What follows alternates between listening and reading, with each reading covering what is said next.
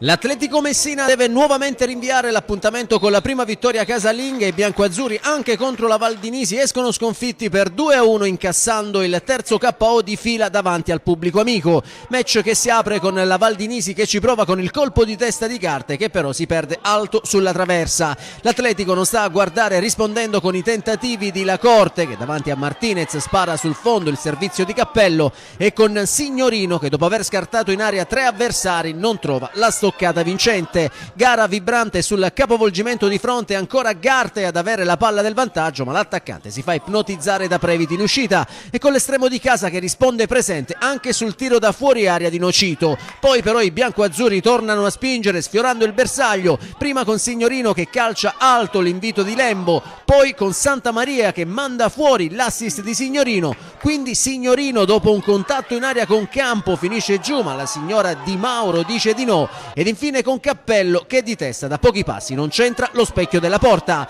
Nella ripresa però al primo vero tentativo la Valdinisi passa quando Arenda al minuto 62 raccoglie il cross di Raspolo e col destro mette alle spalle di Previti il pallone che spiana ai suoi la strada verso la vittoria. Una gioia che per gli ospiti dura appena 10 minuti, infatti al 73esimo il migliore dei biancoazzurri Signorino con una super giocata si libera al tiro fulminando Martinez e riportando la sfida sui binari dell'equilibrio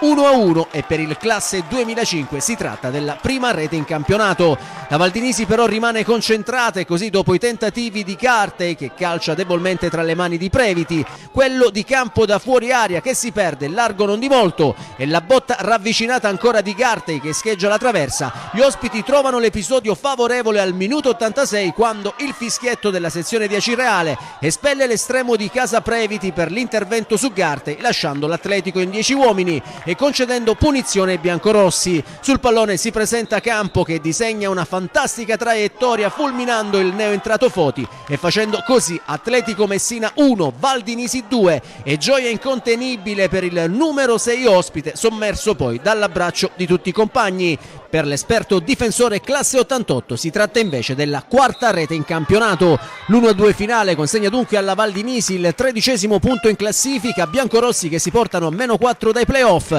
mentre l'Atletico Messina rimane fermo a 7 punti a +2 sulla zona playout.